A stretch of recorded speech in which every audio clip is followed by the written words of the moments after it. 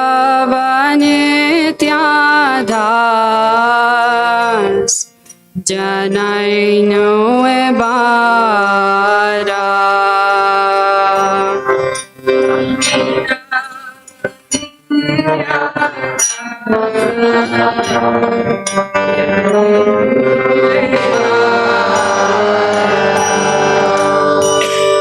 Amara palana vara ekona tomara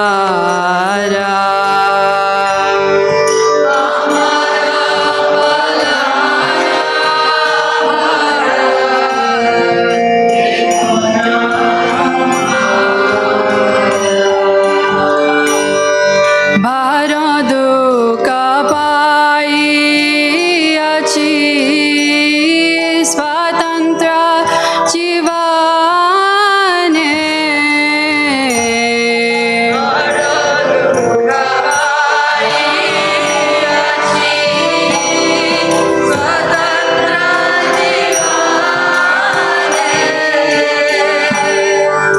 Sabadukha dhure gelo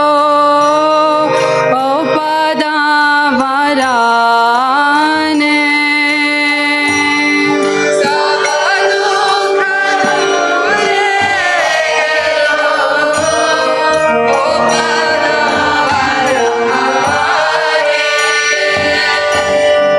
Je pada lagiya Rama tapasya korila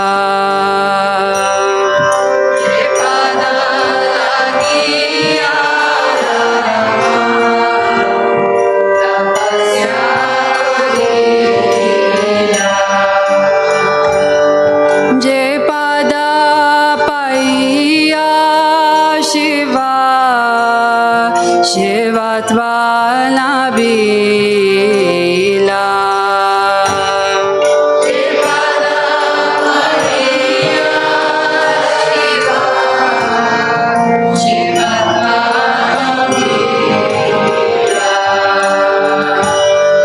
Je pada labhiya Brahma Kritartha hoila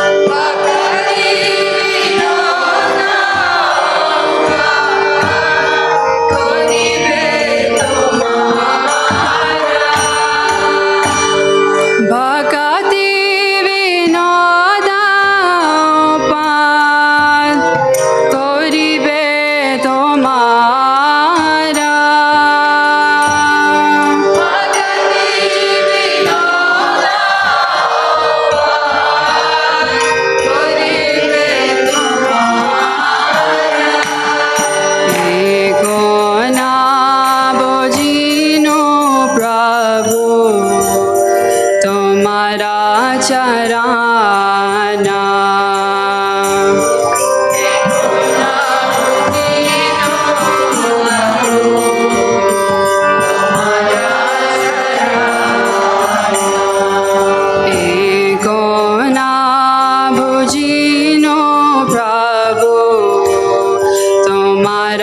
Charana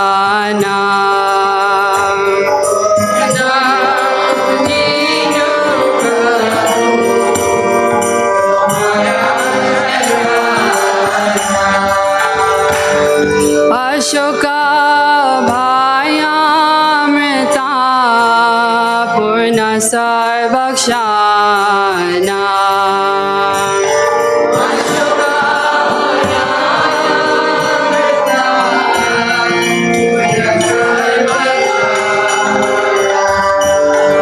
Ashoka bhayamrita purna sarvakshana.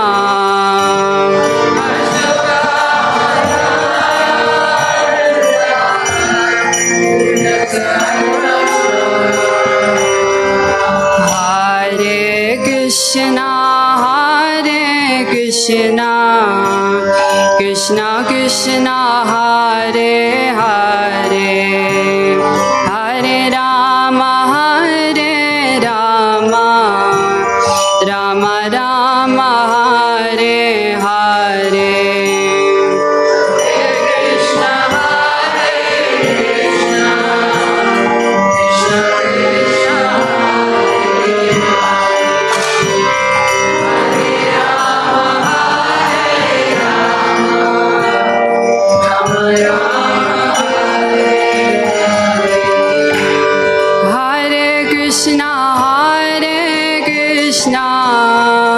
Krishna Krishna, Hare Hare, Hare Rama, Hare Rama, Rama Rama, Hare Hare.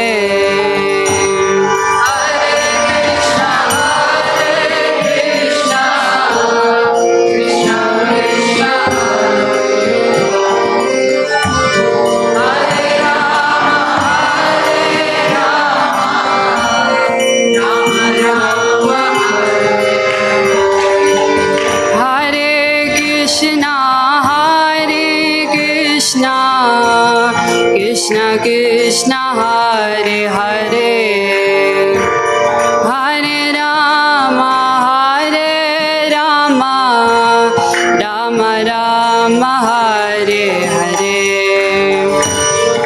Hare Krishna, Krishna Krishna, Krishna, Hare Krishna, Krishna Krishna, Hare Hare, Hare Rama, Hare Rama, Rama Rama, Hare Hare.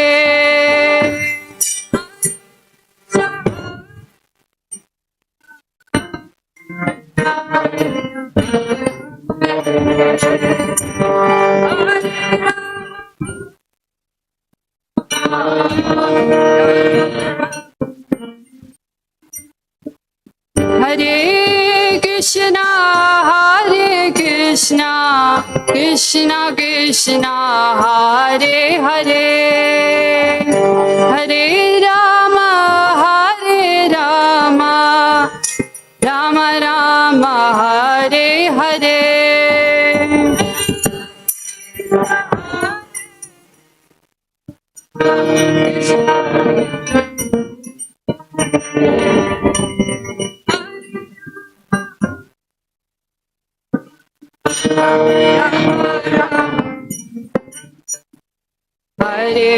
Hare Krishna, Krishna Krishna, Hare Hare, Hare Ram, Ram Ram, Hare Hare.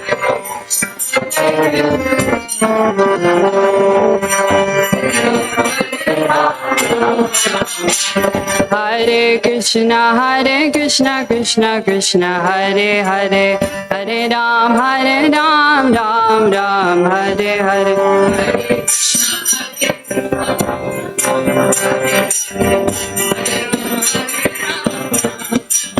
Hare Krishna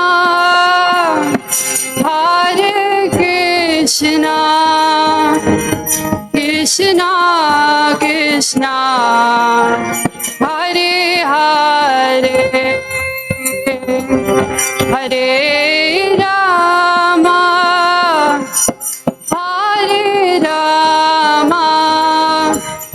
Rama Rama Hare Hare.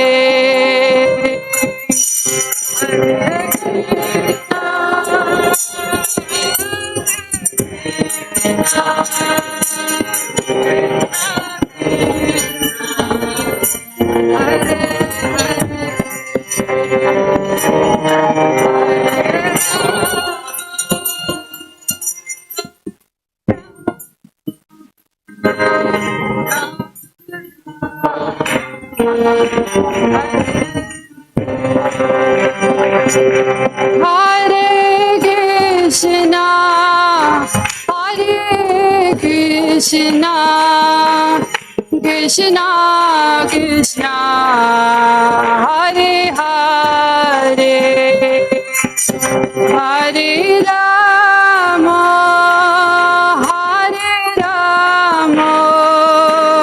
Rama Rama Hare Hare.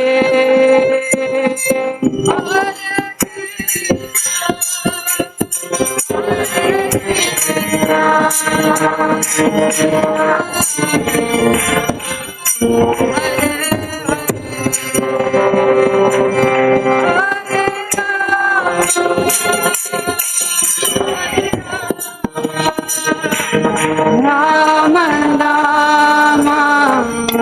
Hare Hare.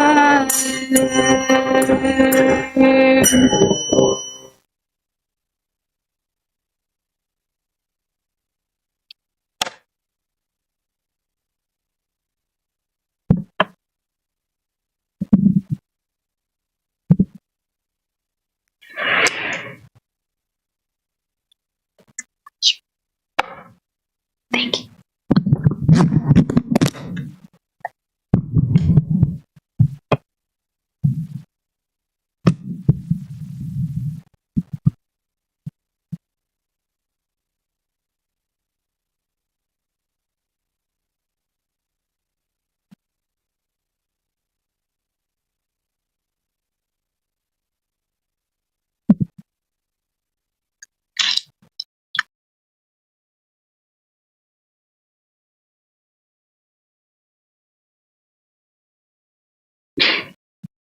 I have two thoughts, multiple thoughts, but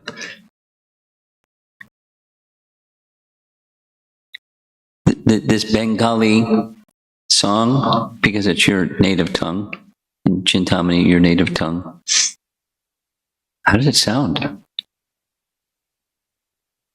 Nice?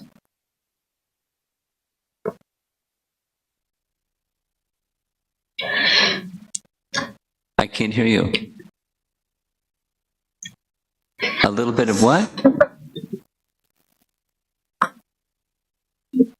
In the pronunciation.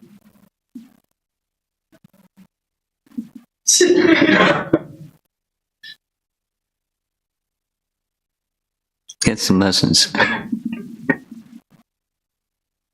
But to me, I can't tell the difference. It's very sweet sounding. Very sweet sounding. And the other is the deities, doing this in front of the deities. As Dhananjaya Pandit was preparing for the arti, I was thinking, how much pleasure the deities are experiencing by this assembly and the singing of their names and so forth. Very nice. Okay, this is by design something that's Short and hopefully sweet. Emphasis on short, maybe a little bit sweet. You saw this image on the screen before from the morning session. The fellow with his arms upspread and reaching, calling to Krishna. And others in different moods of prayer to the Supreme Personality of Godhead. So I decided to title this topic, Why, for multiple reasons. And one of those multiple reasons is, it's a phrase that I've started to appreciate, just like the power of prayer, the power of having a clear sense of why. Not just like, why is this happening?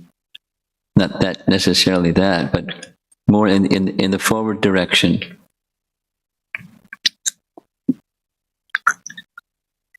Why go this direction instead of that direction? How can I make wise decisions in my life? And the what and the how questions take precedent. And I've been speaking a lot about it, so I decided to share it in this way. The why question is a very powerful question, because if you have a clear answer to the why question, the what and the how become easy. And if you don't have a clear why answer to the why question, the what and the how keep, like a kaleidoscope, they keep moving. And now it looks like this, and something changes, and the picture is completely different, and the picture is completely different.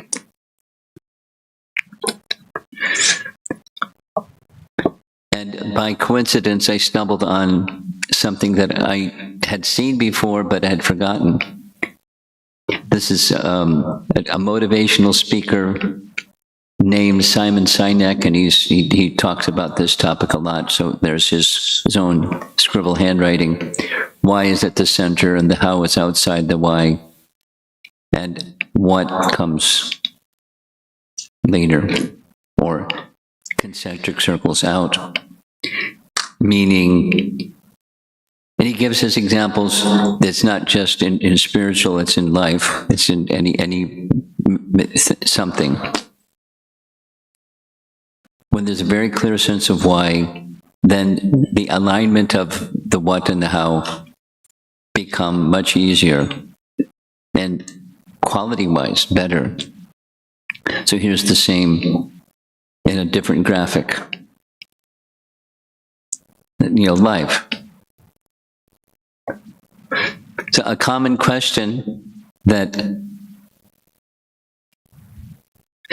as many of you know, something that I do often is speak at college programs and help young people understand what this image means, or at least what it means to me. Between life and death, there's a big space. And what goes in that space? Called life.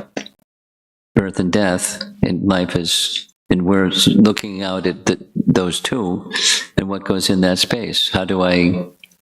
What's the purpose of human life? It's a purpose question, or a goal question, or the meaning question, or making choices kind of question. And generally that leads people, if they're tuned in,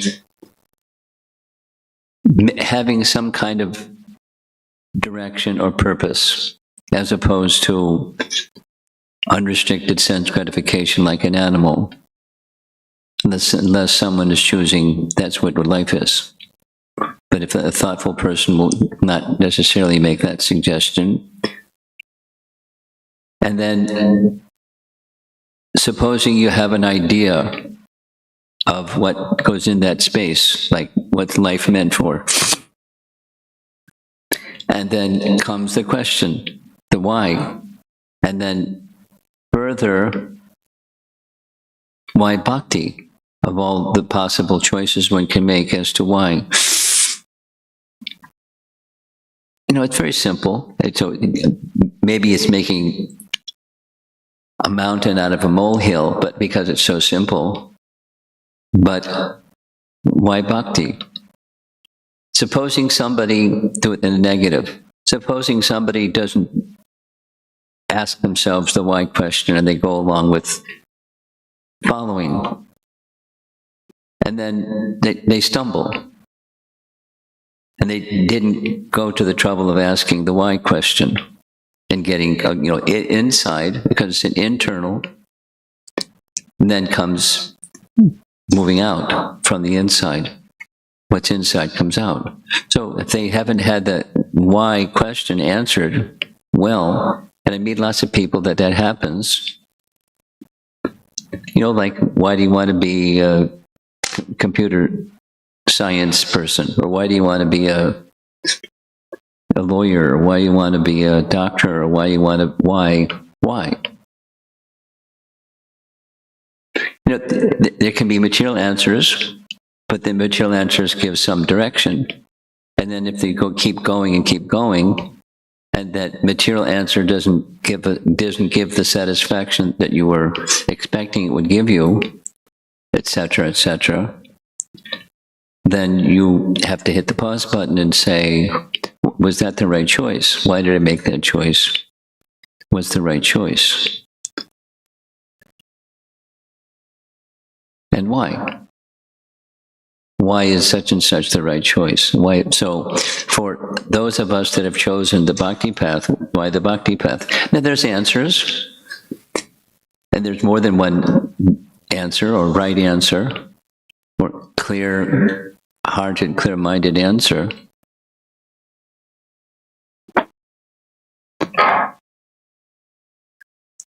It's a thoughtful approach as opposed to the blind following approach. You do because others are doing. That's why I do.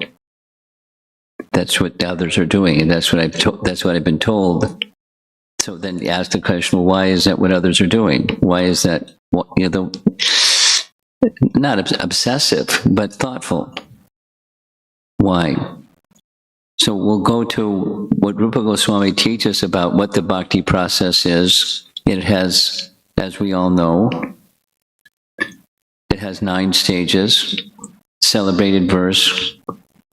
We conducted the Madhurya Kandambani seminar, many parts. It's just expanding on what this verse says. From the beginning, Shraddha, and going up to the stage of Prema.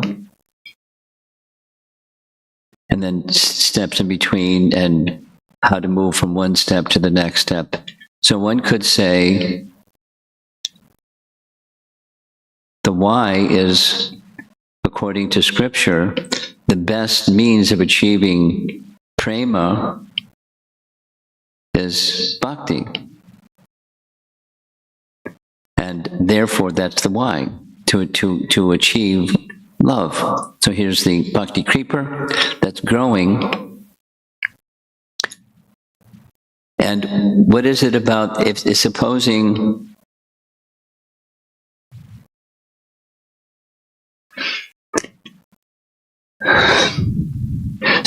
one is, because many of us we're not neophytes, and we're not in prema bhaktas either. We're somewhere in between.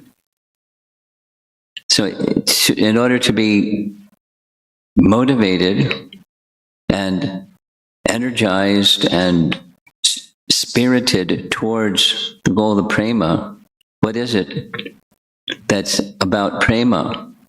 It's notionally nice. Love. All you need is love. Do, do, do, do, do. All you need is love. And love means different things to different people. But it feels, at least notionally, and maybe emotionally, and maybe initially, it feels nice, but somehow that which people think is love doesn't end up in that same space. So what is it about love or prema, or that's really the attraction Why do we do what we do? Why? So, and one answer, scriptural answer, is rasa. To make a connection with the object of love, because that's, in the language of Rupa Goswami, subject, object, and the relationship. So bhakti is the relationship, but the relationship with the object. And what's attractive about the mature stage of being in a relationship with the supreme object is bhakti rasa, or prema rasa, or the taste. And our scriptures give us ample explanation. Certainly Rupa Goswami's teaching gives us ample explanation. Vishwanath Chakravarti Thakur does. Our acharyas give us ample explanation that the absolute truth is rasa, rasa vaisaha. And one who experiences that rasa, that he is the reservoir of pleasure, that the transcendentally blissful situation, it's a subset, it's included. So we were speaking, I like it's a nice topic, how to move from the focus of I want to be happy to the platform of love, that the object of love should become happy. And whatever that means, that's it.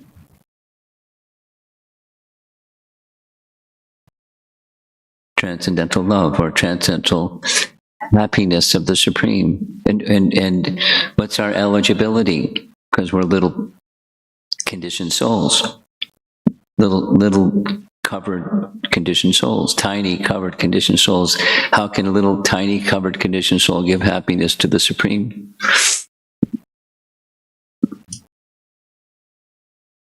And then bhakti rasa is the procedure. And so some of us, all of us, are at least making an attempt to go down the path of cultivation of bhakti. We can say, with the idea that we want a taste, the taste of the taste of being in this relationship with the perfect person who can perfectly reciprocate our love, knows how and has the power to do so, can perfectly reciprocate with whatever is coming from us to the perfect source, the perfect Supreme.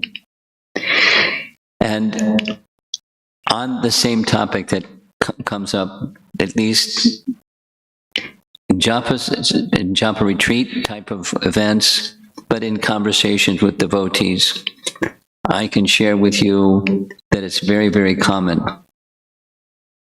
Different ways it's said, but in the beginning, Zoom, and then, and then stuck in that space. So what happened and what to do? Why and what to do? Bhaktivinoda Thakur warns against what he calls slackening in devotional service. So there's some effort to like this reaching towards the Supreme, because whatever the reasons are that one may come to, or we all came to that position, there was a lot of mercy that somehow came to us. And it seemed right, it felt right, intellectually it was right, and we were saying yes. And then we were participating with some back to the utsahan. But then when the utsahan slackens, then comes the next, the why question. Why does it slacken?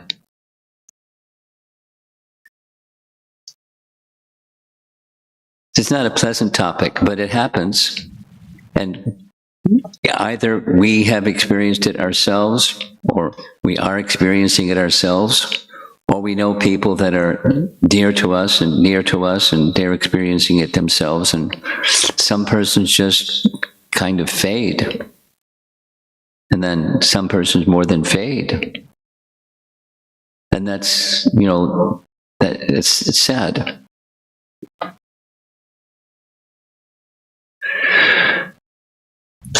So there are things to do, anukulyasa sankalpa pratikulyasya varjanam. You're all familiar with those two principles of sharanagati, or of full surrender. Accept things favorable, reject things unfavorable.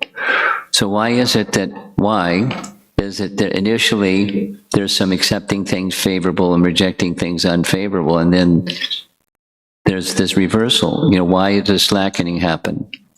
Because if you know why it happens, then at least you can be alert and put on the brake pedal and turn the steering wheel and redirect the direction of your life, or be of service to others that are going through that experience, because you have an understanding of why, the cause of the slackening, because that can tell you or them what to do about it, because it may be a mystery. So that's what this topic is. This is coming from Bhakti Sandarbha, and it's a topic I plan to speak on Sunday, but it has to do with the opposite of this crookedness that's the starting point of slackening. It's a self-dishonesty. And self-dishonesty and presenting oneself to others in a dishonest fashion. And, from pride, our dear friend, false ego, and wanting attention to come to us. When the path of bhakti is attention goes to the lovable object. The nice song, the message of this nice song that Shruti just sang. So it's awakening to the error of my ways. So crookedness. So straightforwardness. Arjavam is the phrase that's used in Bhagavad Gita in the final chapters about 10 times. You can check it out later, please. Arjavam. That's simplicity. And the opposite of simplicity is complexity.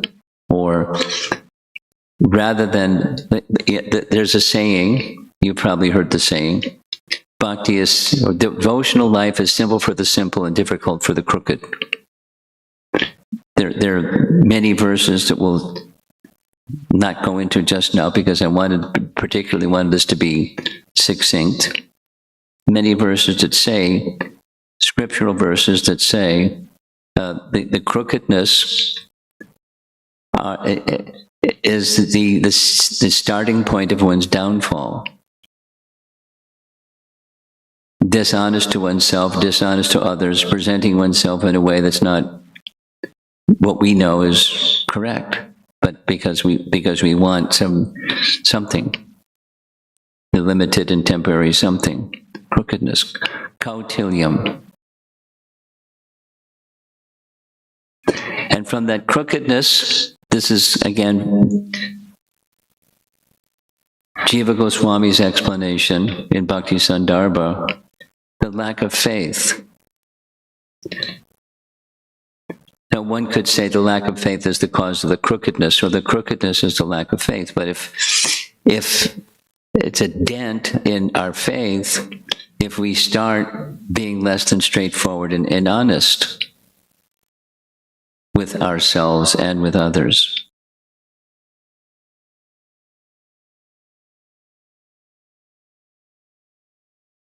At least, we should have persons, a dear friend, or someone who we look up to, or our spiritual master, or senior Vaishnavas, or give any label, persons who we can come before, open our heart, and reveal anything, everything. Now, such persons may know already, even before we reveal, but they may not be touching that particular part of our heart because we didn't invite them in.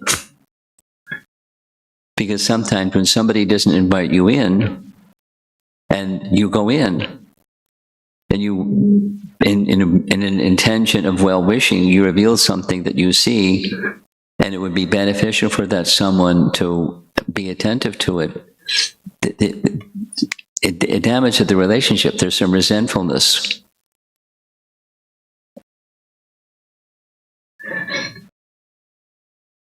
But in an assembly of Vaishnavas, it's good to have that straightforwardness.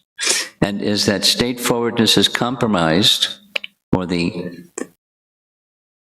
simplicity is compromised, and one becomes instead crooked, then comes this next step, lack of faith in what Scripture says.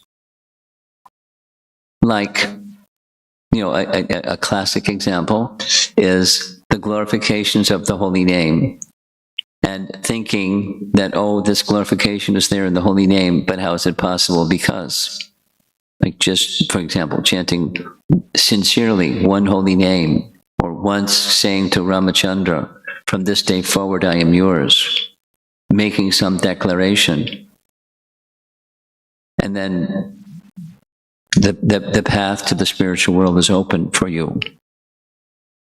Like, that's an exaggeration. Arthavad, thinking some statements in relation to the spiritual realm or the process of devotional service, specifically chanting or anything.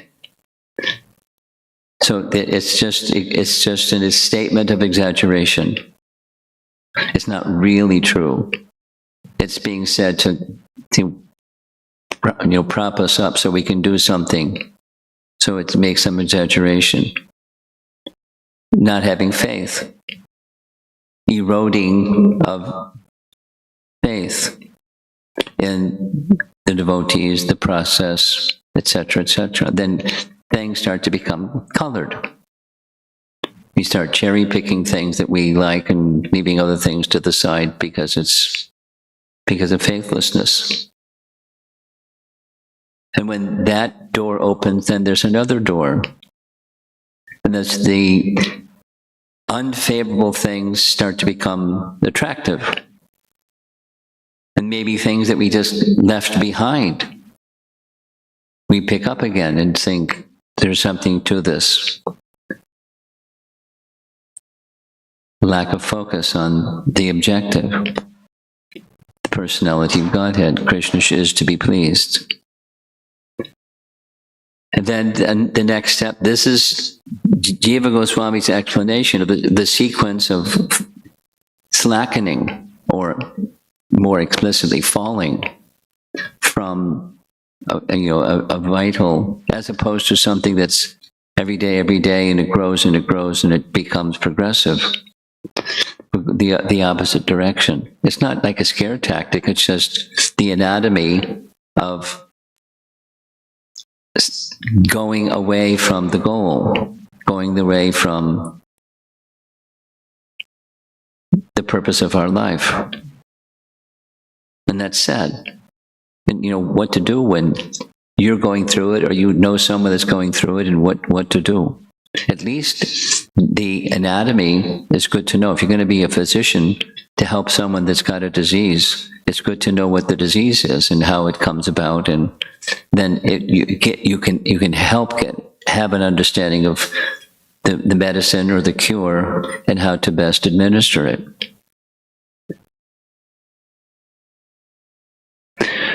So a slackening in practice.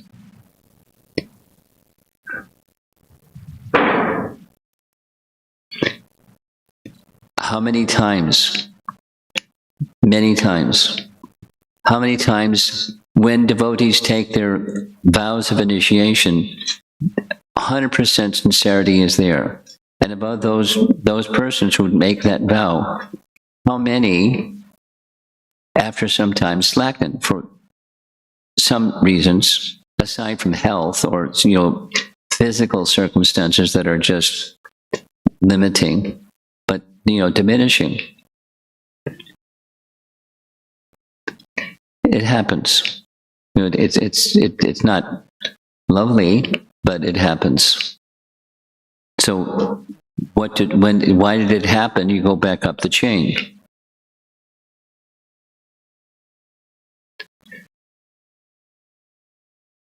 And then the final one, on the one hand, pride in bhakti, and then forgetting that what enables one to do bhakti is Krishna's mercy. So one solution is just don't be successful in bhakti. Because when you get successful in bhakti, you sang so nicely.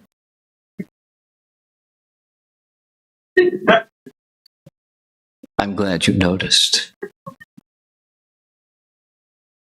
So how to handle when someone is expressing appreciation or praise? There's the impersonal, no, no, no, no, no. A fantastic example of this comes in Brihat Bhagavatamrita, when Narada who is the greatest recipient of the mercy of the Supreme Lord, and they, in one sense they say no, but more they say, you really think so? Here's my disqualifications, 25 of them. And if you want to find somebody that's qualified, go to so-and-so, they're qualified, and here's how they're great. So it is deflecting the praise with expressions of humility and looking towards, there are different ways to deal with praise besides becoming proud. But pride, whether someone is offering praise or you just feel proud because whatever, that's not, the answer isn't just mess up with bhakti and then you won't get praise, or you won't become proud because you just mess up all the time. That's not a solution. It's not the solution. So you do things that are meant for Krishna's pleasure, and it comes by the grace of Krishna, it comes out nicely. Then what? Prabhu, you cooked such a nice feast, or Prabhu, you dressed the deity so nicely, or something, something, something, something.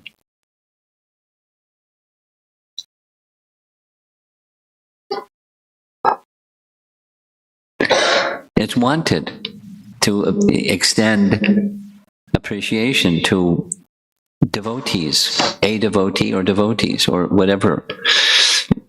Credit where credit is due kind of expression.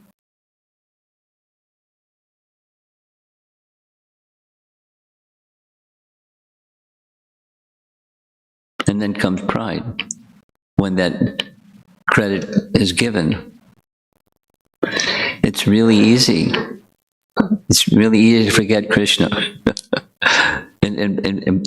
bhakti is the opposite. Bhakti is the remembrance of Krishna, progressively, more and more and more. So the main Sankalpa, this, in simple language, this is more of the what as opposed to the how, but it's a restore rasa, because that's what we want. We do things.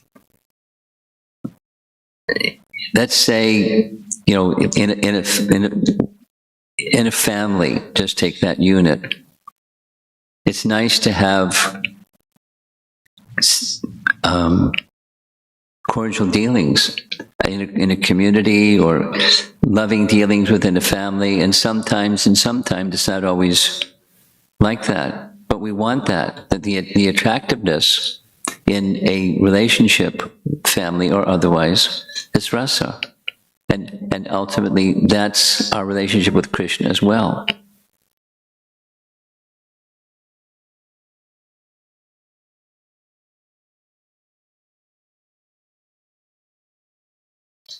We offer to Krishna what Krishna wants. And when we're acting in that manner, we know that Krishna is pleased, and that there's a happiness that we experience when Krishna is pleased. And that's this verse from Taittiriya Upanishad. There's a natural happiness that comes from being in that relationship with Krishna, which means the part serving the whole. And that's it. It's like Prahlad's saying to Lord Nrsimhadev that,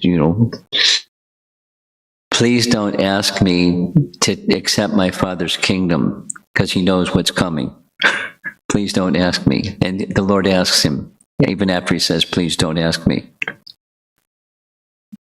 Because, for multiple reasons, but one of them is, there's nothing between you and me, then I'm the servant, you're the master, that's it. So please don't entice me with, what do you want? I just want, there's nothing else between us, that you're the master, I'm the servant, that's it. So you indicate to me what you want, so that he did. I want you to rule the Father's kingdom.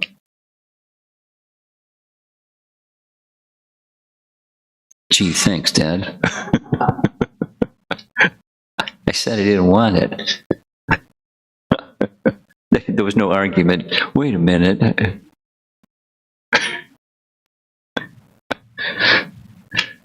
And it's nice. Then Lord Nrsimhadev said, yes, it was all of that opulence that he gained was taken in a flash, and it's now yours.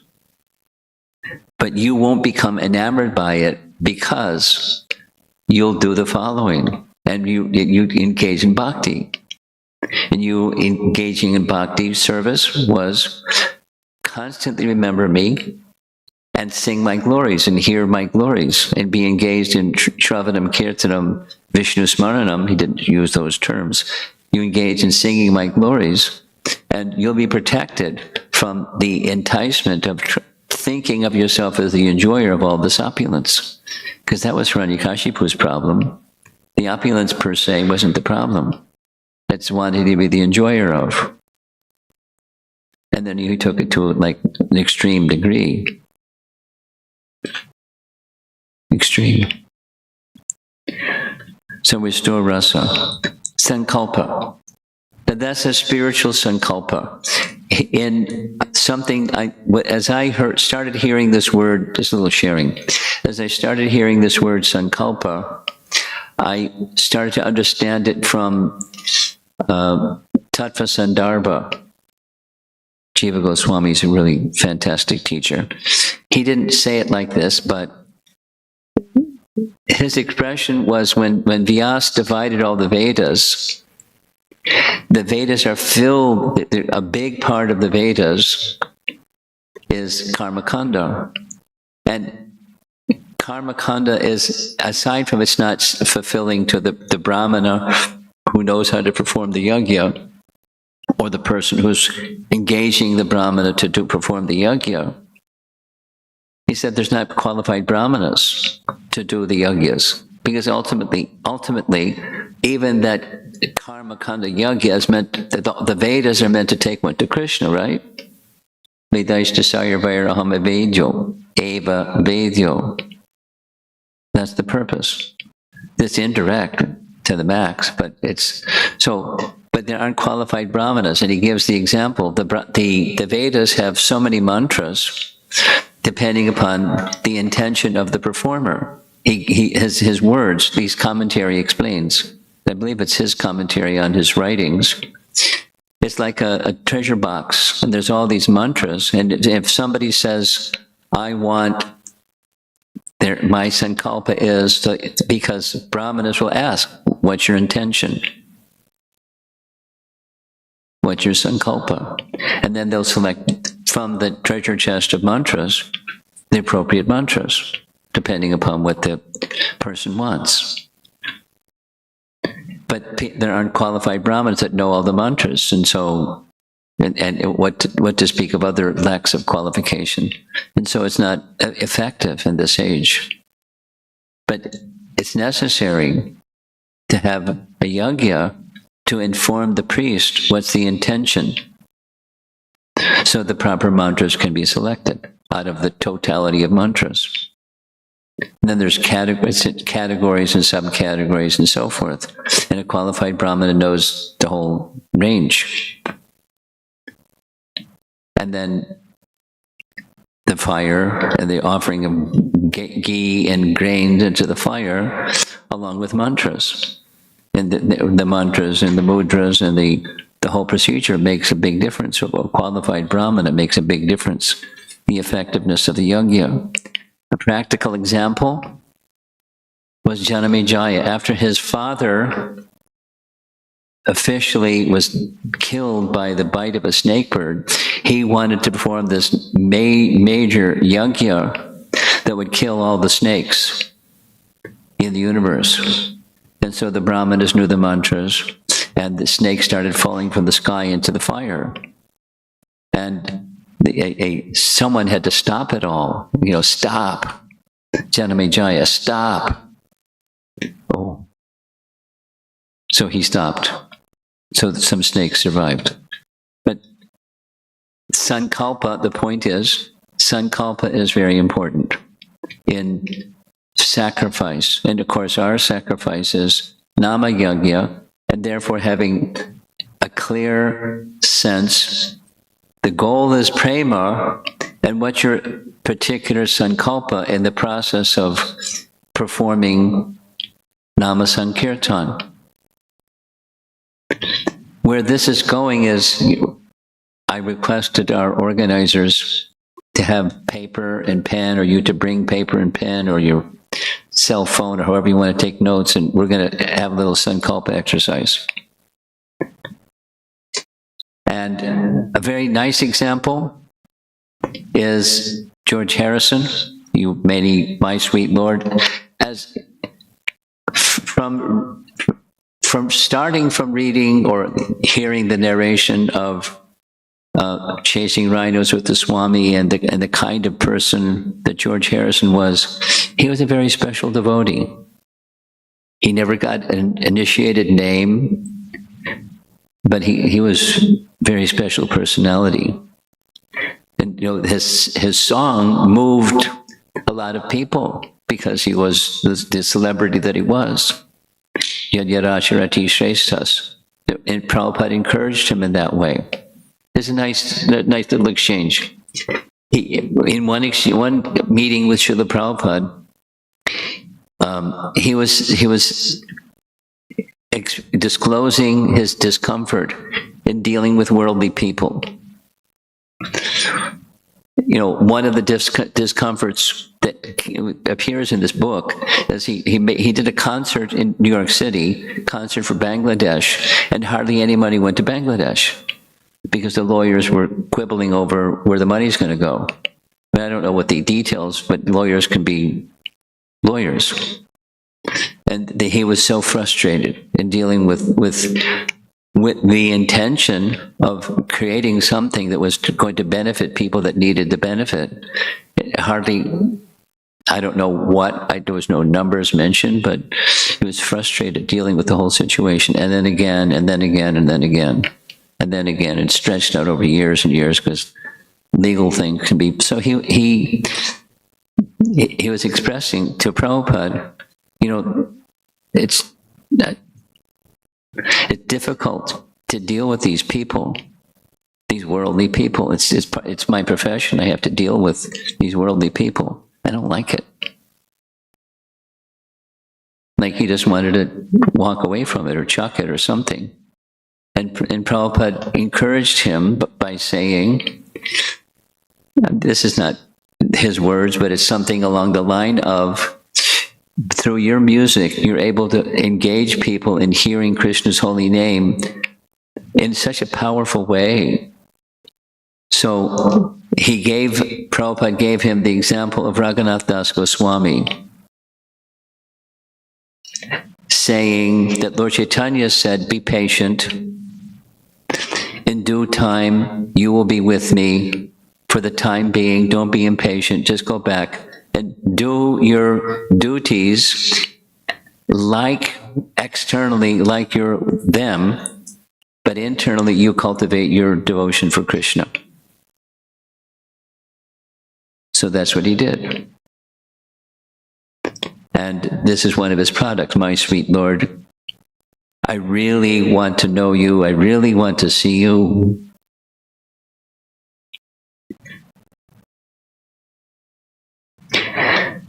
And it moved a lot of people. Just a little bit of sharing. Some of you know one of the things that some of us have been doing for some period of time is we have these little body, mind, spirit retreats. What is a body, mind, spirit retreat? Whatever you want, that's what it is. It's like the event in Tokyo that Prabhupada was invited to, or got an invitation to, cultivation of the human spirit. What does that mean? Whatever you want it to mean, that's what it means. Cultivation of the human spirit. Conference for the cultivation of the human spirit. Body, mind, spirit. So one of the persons that attended the body, mind, spirit retreat, new person, but he was in conversations, he expressed his attraction to George Harrison and his affinity for Krishna Bhakti came from George Harrison. He wanted to know more about George Harrison and, what kind of a person was he, and, he was inspired by him. And, here's what's inspired him. So, what asked George, what inspires you?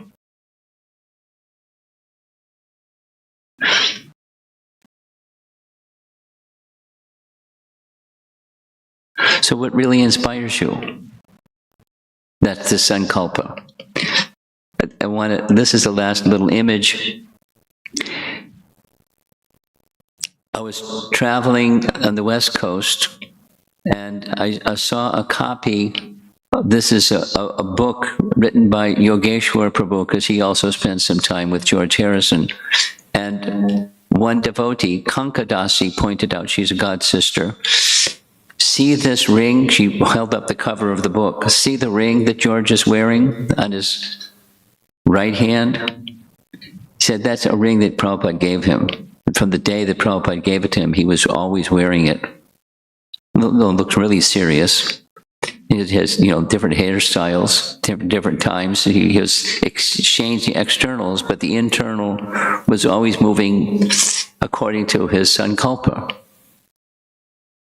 So this is a little bit of time. I'm going to pause and invite you all to do something that the purpose of this little time together is for you to focus for tomorrow's japa, 64-round day, we call it conventionally, but it can be 108, it can be 32, it can be whatever you want it to be. But we call it 64-round day. So what's your Sankalpa for tomorrow? And I'm going to stop and ask you to reflect, write, however you choose to write, because there are different modalities these days. And then we're going to invite you to chant along with Srila Prabhupada as Prabhupada is chanting the Hare Krishna mantra. So this is the application preview. Is it clear?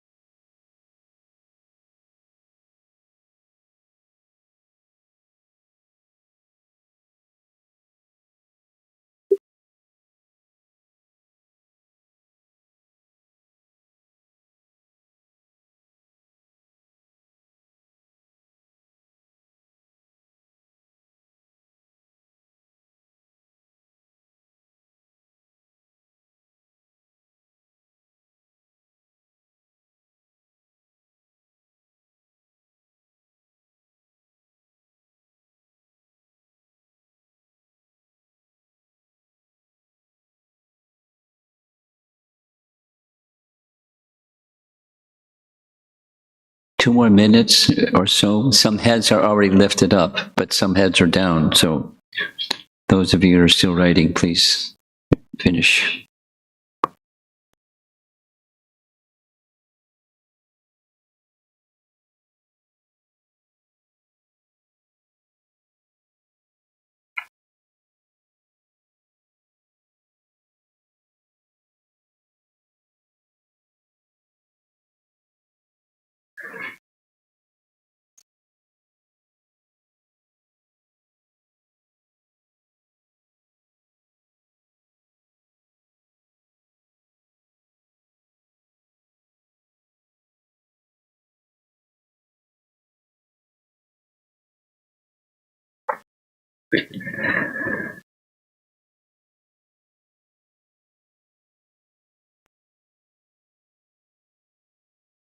The plan, to conclude, the plan is to listen for 10 minutes, timed.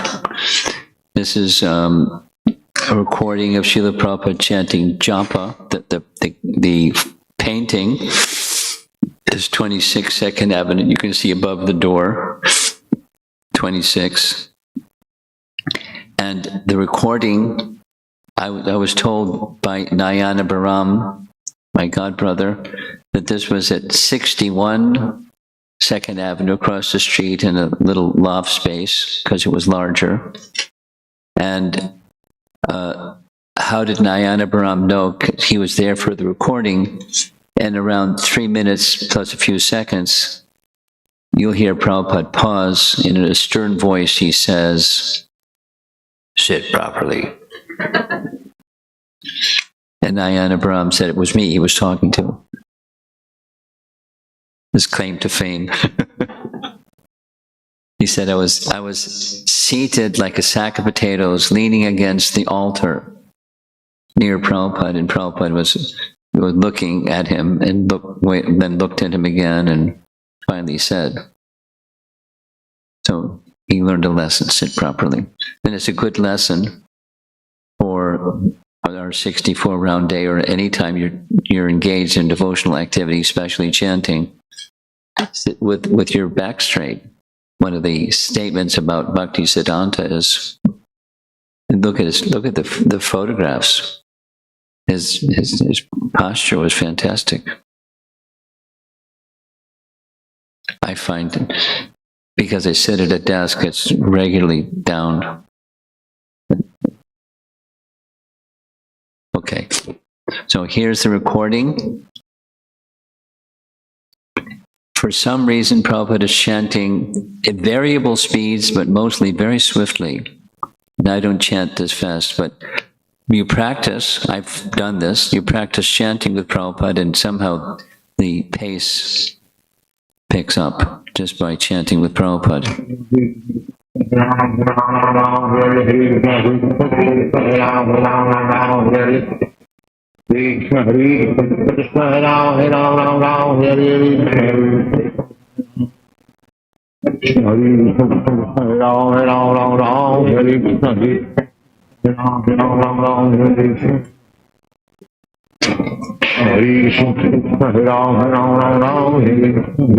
So you can chant, take your beats and chant. And you just Hare Krishna, Krishna Krishna, Hare Ram, Ram Ram, Hare Krishna, Ram Ram, Hare Krishna, Hare Krishna, Hare Ram, Hare Krishna, Hare Ram, Hare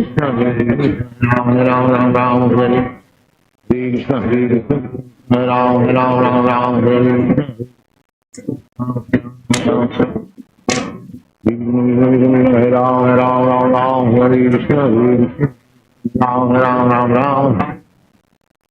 Hare Ram, Hare Krishna, Ram Ram. Hare Krishna, Krishna Krishna, Hare Ram, Hare Krishna, Ram. Krishna, Krishna Krishna, Hare Ram, Hare Ram, Hare Ram, Hare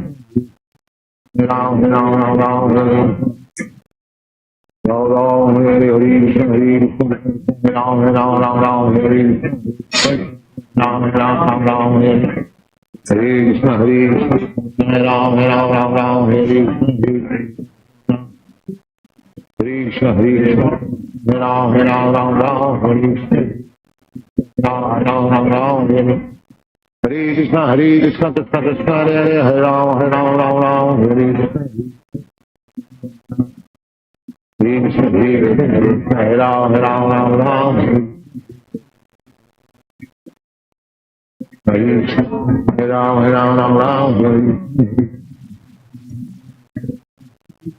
Hare Krishna, Hare Krishna, Hare Ram, Ram, Hare Krishna. Hare Krishna, Hare Krishna, Krishna Krishna, Hare Ram, Ram, Hare Krishna, Hare Ram, Ram.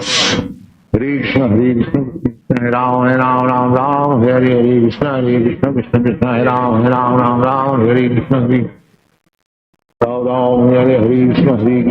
Hare Krishna, Hare Ram, Hare Krishna. Ram, Hare Krishna, Krishna Krishna, Hare Ram, Hare Krishna, Hare Ram, Hare Krishna, Hare Krishna, Krishna Krishna, Hare Ram, Hare Krishna, Hare Ram, Hare Ram, Hare Krishna,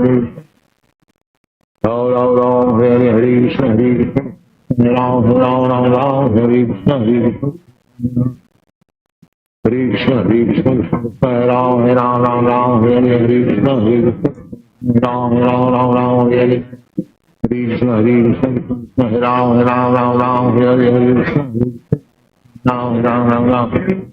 Hare Krishna, Hare Krishna, Krishna Krishna, Hare Ram, Hare Krishna, Hare Krishna, Hare Ram. Hare Krishna, Hare Krishna, Hare Ram. Sit properly. Ram, Hare Krishna, Hare Krishna, Ram, Hare Krishna, Hare Ram. Hare Krishna, Hare Krishna, Krishna Krishna, Hare Ram, Hare Krishna, Hare Ram. Hare Krishna, Hare Krishna, Krishna Krishna, Hare Ram, Hare Krishna, Hare Ram, Hare Krishna.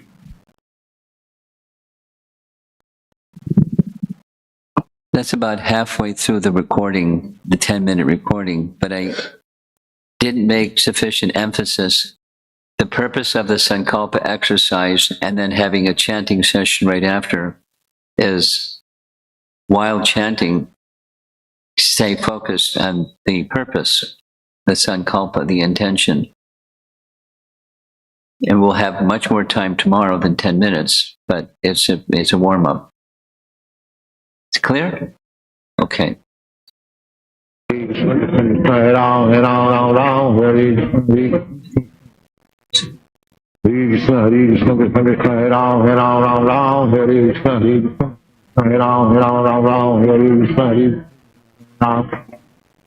Krishna, Hare Krishna, Hare Ram, Hare Krishna, Hare Ram, Hare Krishna, Hare Krishna, Krishna Krishna, Hare Ram, Hare Krishna, Hare Krishna, Hare Krishna, Hare Ram, Hare Krishna, Hare Ram, Hare Hare Krishna, Krishna Krishna, Hare Ram, Hare Krishna, Hare Krishna, Hare Ram, Hare Krishna, Hare Krishna, Krishna Krishna, Hare Ram, Hare Krishna, Hare Ram, Hare Krishna, Hare Krishna, Ram, Hare Krishna, Ram, Hare Ram, Hare Krishna, Ram, Hare Krishna, Krishna, Hare Krishna, Krishna Krishna, Hare Ram, Hare Krishna, Hare Ram, Hare Krishna, Hare Krishna, Krishna Krishna, Hare Ram, Hare Krishna, Ram, Hare Ram, Hare Krishna, Hare Krishna, Ram, Hare Krishna, Ram, Hare Krishna, Hare Krishna, Krishna Krishna, Hare Ram, Hare Krishna, Hare Krishna, Krishna Krishna, Hare Ram, Ram Ram, Hare Krishna, Hare Ram, Ram Ram, Hare Krishna. Hare Krishna, Hare Krishna, Hare Ram, Ram Ram, Hare Krishna, Ram Ram, Hare Krishna, Krishna Krishna, Hare Ram, Ram Hare Ram, Ram, Hare Hare Ram, Hare Krishna, Ram, Hare Krishna.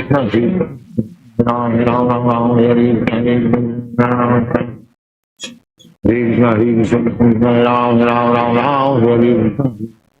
Ram, Hare Krishna, Krishna, Ram, Hare Krishna, Ram, Hare Krishna. Krishna, Krishna, Krishna, Ram, Hare Krishna, Ram, Hare Krishna. Krishna, Krishna, Krishna, Ram, Hare Krishna, Ram, Hare Krishna. Krishna, Krishna, Krishna, Ram, Hare Krishna, Ram, Hare Krishna. Krishna, Krishna, Krishna, Ram, Hare Krishna, Ram, Hare Krishna. Ram,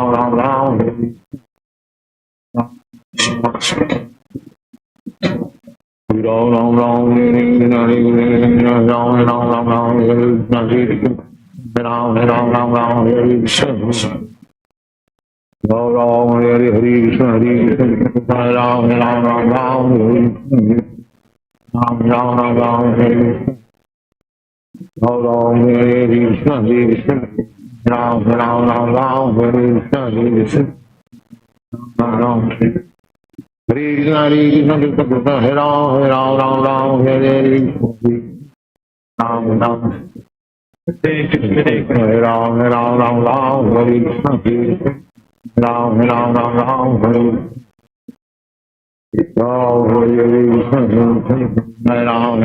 Ram, Hare Krishna. Hare Ram, Hare Krishna, Hare Ram, Hare Krishna, Krishna, Hare Ram,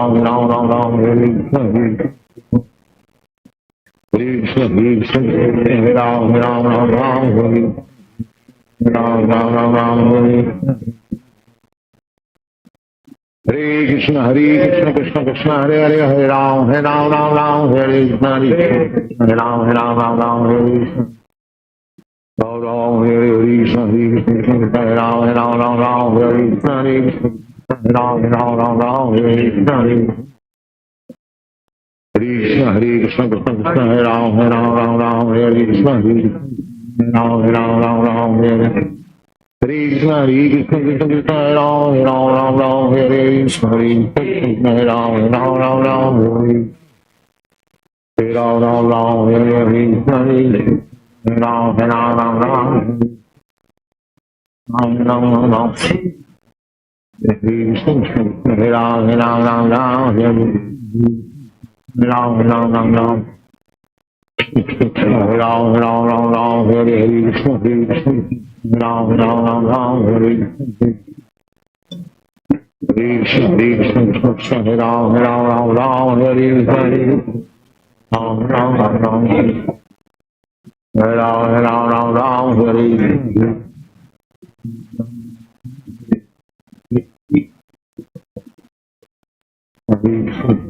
Krishna,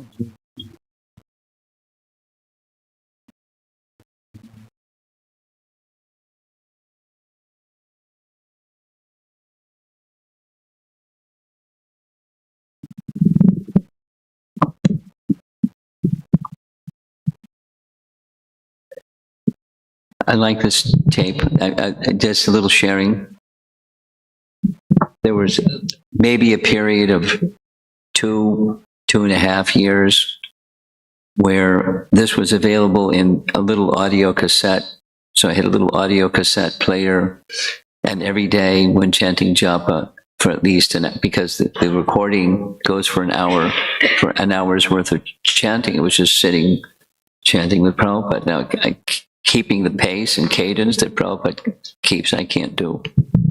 But the mood, the experience was chanting with Prabhupada.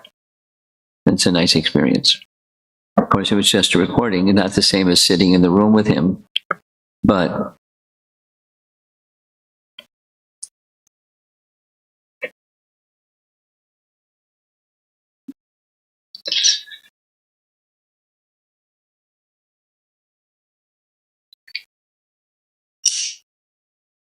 so we've gone for an hour and a half.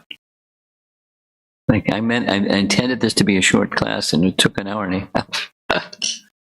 Let's see if there's some discussion, because that's always the best part.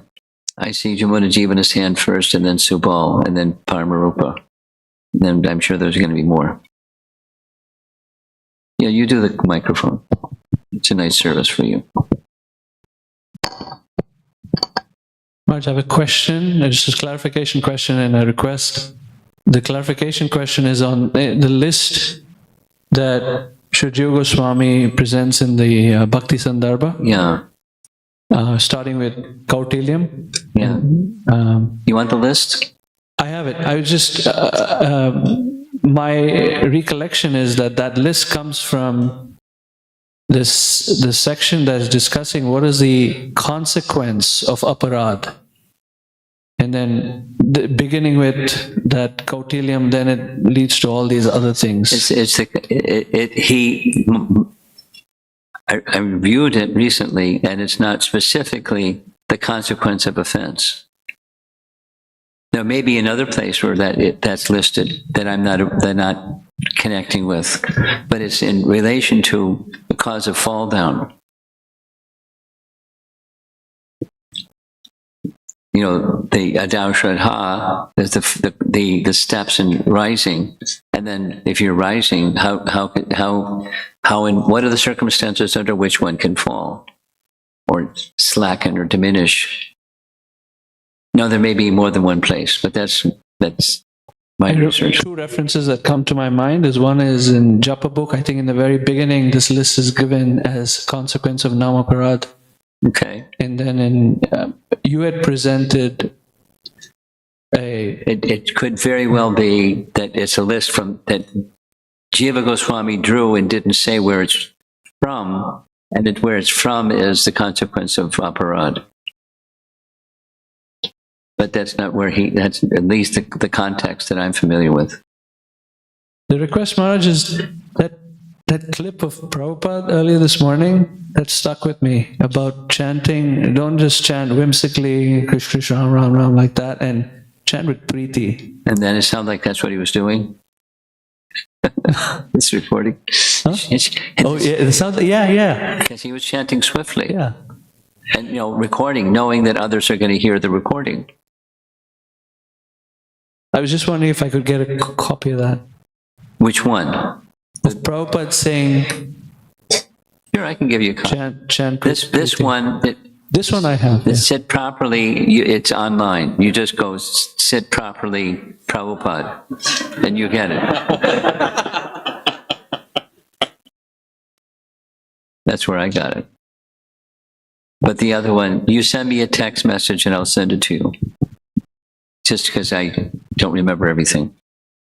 Subal.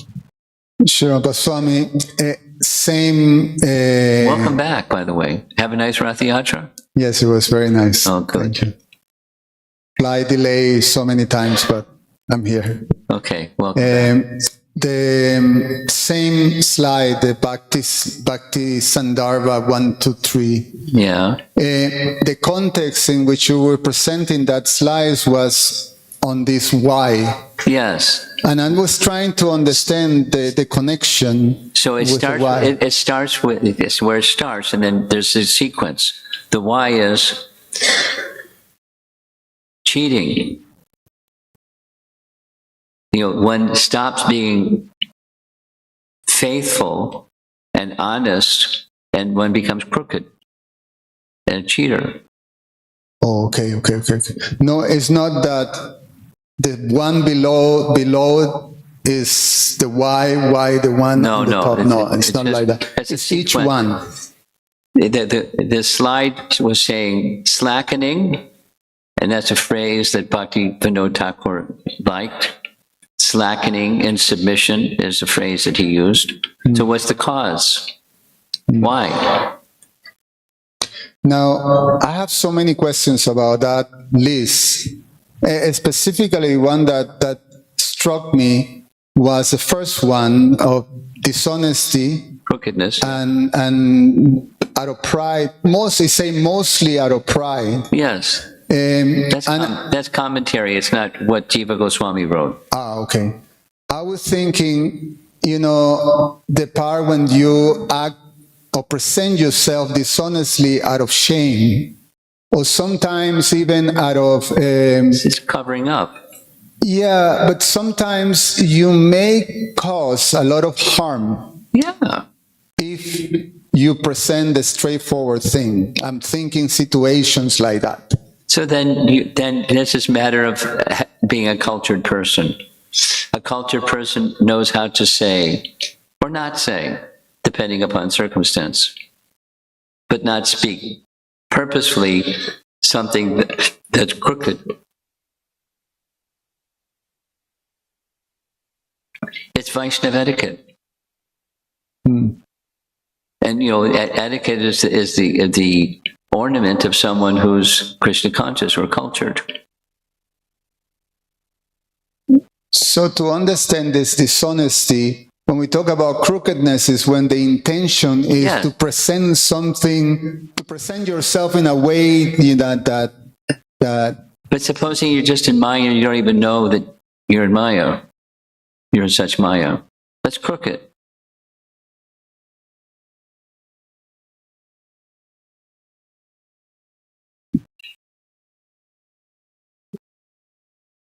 It's ignorance.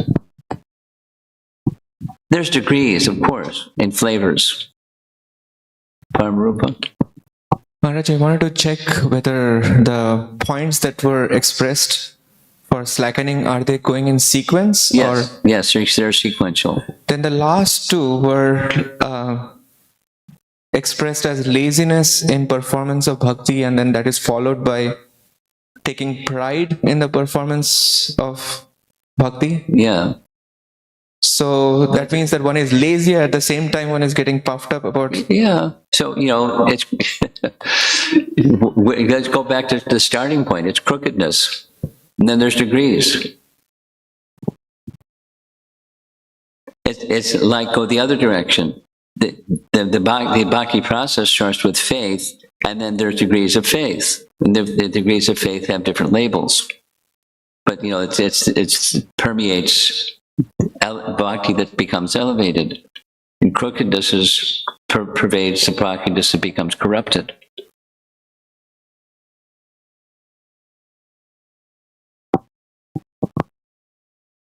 Is the antidote for slackening, at least kind of going in the reverse direction? Yeah. Could be... Sadhu Sangha. Yes. Cultivating feelings of gratitude towards those who are... But then that's in the association of those who are. Mm-hmm. And then you serve those who are. Mm-hmm. We're all diseased. How do you get well? You go to a doctor. And you listen to the doctor with faith.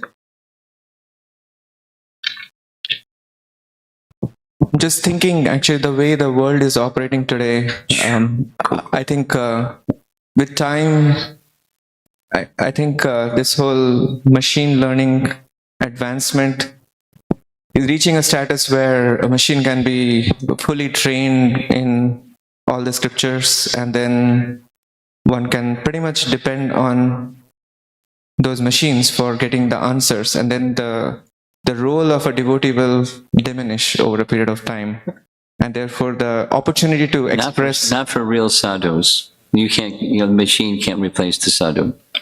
Nice try.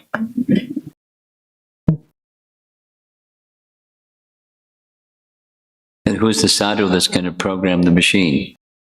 What to speak of, the inspiration of super soul aside from the machine. Nice try. And, who knows if they may try for something like that and say, na na na na na na. just get one of our machines. You guys want to be spiritual? So. Thank you very much.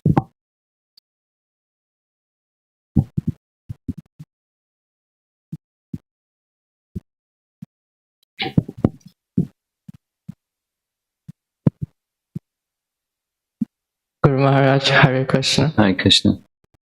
Can I respond to Sure. This is free for all. this? Thank you so much.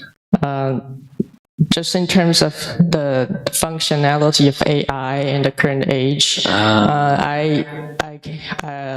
maybe 2 points helpful from my point of view. First is we need to recognize there are limits of computability. Just in theory, from the purview of computer science, from mathematical logic, there is a limit, and you can't really go beyond that. So the attempt to solve all the problems and axiomatizing them into functions and get solutions by algorithm, that will be failed in theory. It has been closed case, so just forget about it. And the second point She's a is mathematician. Take her word for it. And also in this regard, I think it's important for us to recognize that Krishna himself says when there is decline in dharma and rise in irreligion, he descend himself. He never say he will descend an AI.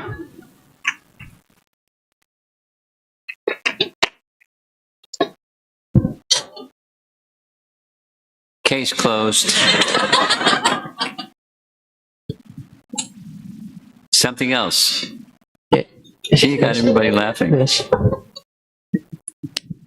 is more related to our lecture today, and I really appreciate that you bring up this very thoughtful topic as always. And I'm prompt to share something personal in this regard. I first began to consciously recognize the importance of asking why. I think it's around when I was a second year or third year in my undergraduate study. And that was the time when top universities in the world start to do their open course programs, which means they post the pre-recorded classroom lectures on the internet and make it available to the global audience. And I remember one of the most popular course at that time was Harvard Justice course. Really? Yeah, and it's not my main field of interest, but I still watched a few lectures. And I remember one of the lecture is titled Mind Your Motive, where the professor introduced the philosophy of Kant to the discussion of justice. What is the right thing to do? And Kant thought the moral worth of an action depends on the motive of the action. It's not enough to for an action to be morally worthy just because it conforms to the moral laws. It's the important thing is to do the right thing for the right reasons. And Kant believed that the only motive which confirms the moral worth of an action is the motive of duty, which means you do for the sake of morality itself, or you for cultivate reverence to morality. And the opposing motives would be all those motives that having something to do with inclinations, which means those things that emerges from pleasures and pains, loss and gains, likes and dislikes. Subal, you're paying attention. Your question is being answered right now. Go ahead. And then, thank you. And then, can't believe that so far we act on these inclinations. We are obeying something that we have not chosen or created ourselves, something that Beyond us. is imposed upon us. And this is basically on the same level as lower animals, or even in unanimated physical objects that obey the laws of nature. And Interesting. His law class, huh? His belief is this capacity to isolate the opposing motives and choose the right motive is what gives human life its dignity. And he says, respecting human dignity means we see people as not just as means, but also as ends in themselves, and not using people for not using people as means, even for good ends. And I didn't become a fan of Kant, but I found his proposal very appealing, and I tried to mold my thinking process pretty to this philosophy of mind your motive and respecting human dignity. And later I came to the US and came across devotees in Krishna consciousness. And I see that this proposal of Kant really achieved their perfection in the philosophy of Krishna Bhakti. And as I looking at it today, I feel this purpose of asking why will become more and more integrated in our words, thoughts, and deeds culture. As our sadhana becomes more and more mature. Just like Arjuna, he chose to fight because Krishna wanted him to fight, and Nanda Maharaj chose to stop Indra Puja and do the Govardhan Puja just because Krishna wanted. And I feel that purpose of asking why,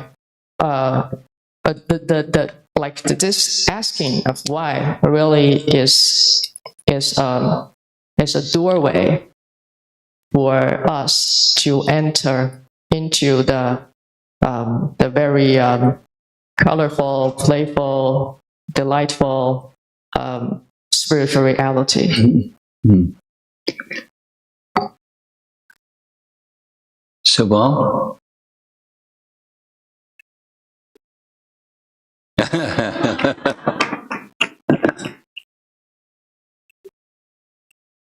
Well, I grabbed your attention because you were immersed in what you got, whatever that thing is you got in your hand. But, listen again. And when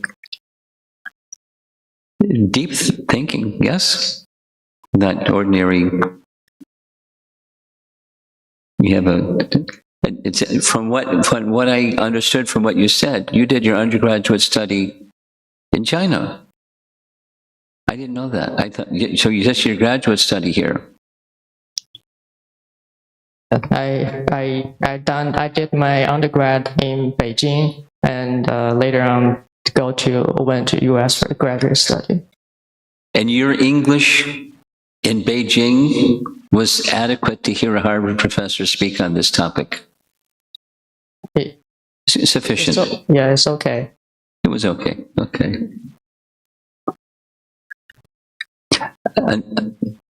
Aside from appreciating the thoughtfulness with which you consider topics, your articulation in a second language is better than most of the devotees in the room when English is their first language.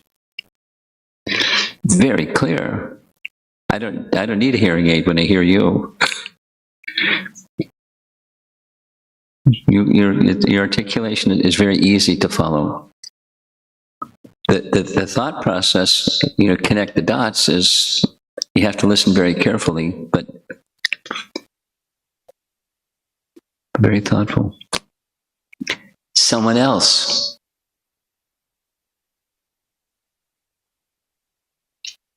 Did you like that answer from Gopal Champu? Did you look it up? I tried finding a copy online, but I wasn't able to. But I know a devotee. Okay, I looked it up. Okay. I have it on my computer, and if you like, I'll send you what's in my computer. But it's what he said. This is Vaisheshika Prabhu said something, and it's right there. The something, in case you're curious, is the cowherd boys and the cows didn't go to Kurukshetra during the solar eclipse. And the reason the cows didn't go is kind of obvious, but the cowherd boys didn't go because they were already with Krishna in his subtle form or uppercut form. They were able to associate with him, so they didn't need to go. They were satisfied where they were. Which is just a verification on something else that's taught somewhere else, that Krishna eternally resides in Vrindavan. He never leaves Vrindavan. Even if physically he apparently leaves, he's always there. The cowherd boys experience that, but that Gopal Champu text says, Snigdhakanta says, for those that don't have that realization, they wanted to see Krishna. But the cowherd boys, they had that realization, so they didn't need to go. That's what it says. It's a side topic. Go ahead. I had a question, but is it okay if I ask a follow-up question to this pastime? Another time. You're on this topic, yes. This topic, today's topic. What's up? When you mentioned to meditate on Sankalpa while chanting, I was thinking about what Prabhupada once said, that you chant with your mouth and you hear with your ears and forget the mind. And I was wondering, while meditating on something or trying to think about something while chanting, is that the ideal, or should we try to not think about anything and simply hear? And not try to say it slower and clearer. When you mentioned that we should meditate on our Sankalpa, I remembered that Srila Prabhupada said we should chant with our mouths and hear with our ears and forget the mind. So I was wondering if... That's the heart. It's not follow the mind. Not follow the mind has to do with the wandering mind. And from the heart indicates that our relationship with Krishna. That's the heart. And so some Sankalpa is not follow the mind. That the intention behind your act of connecting with Krishna through the holy name, what's your intention behind that? It's not the mind. That's not going to hold, that's unstable. It'll help stabilize the mind. If your purpose is clear. Again, what's the function of purpose? It's stay focused. On what?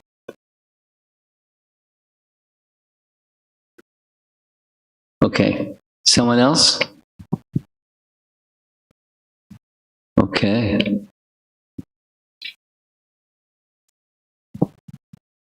What's our cutoff time? Premananda? Huh? 6 o'clock. Okay. Hare Krishna Maharaj. Every day I sit with Hari to chant, and he has this question: why do we have to chant every day? So I wanted to ask, how can we explain to the kids why it is important to chant every day? If you could please help me. I'm not used to answering questions of kids. Why does he brush his teeth every day? He asked that one too, huh?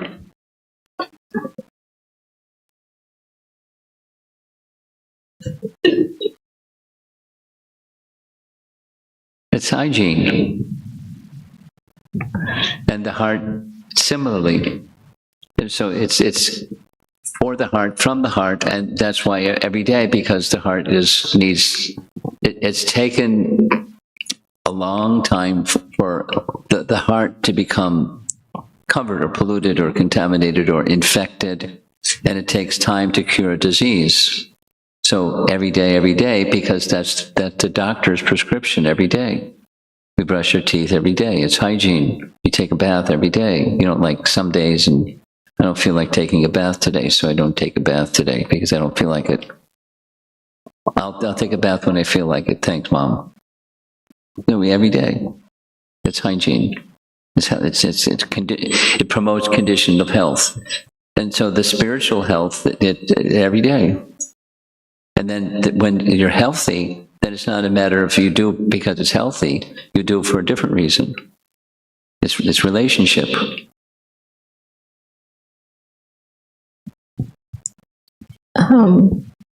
I told him that if you chant nicely, Krishna will come and he will personally talk with you.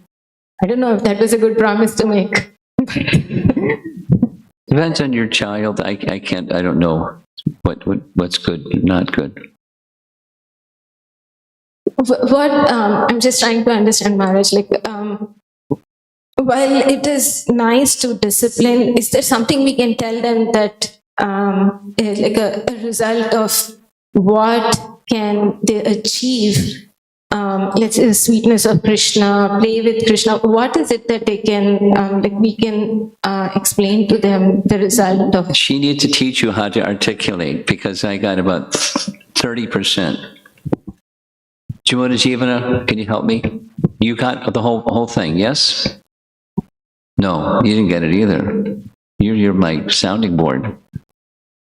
You spoke quickly and I didn't catch it all. So I'd like to respond to what you said. Say it slowly and clearly. Maharaj, I want to understand, is there some result or something that we can share with the kids? Something that they will be able to understand? Well, different children, different persons understand different things because we're different. And little children understand different things because they're different. So I don't know your son, but you do. You know better than I do, that's for sure.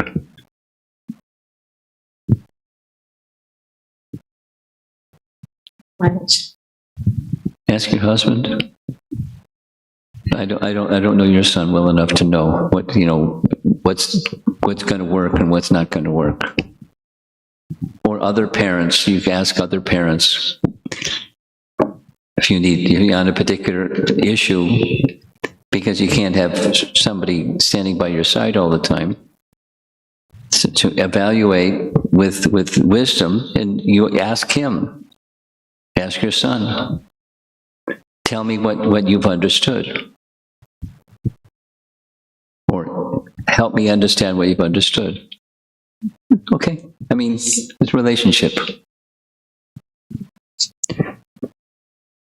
Okay, there's 3 minutes left. We're going to end it.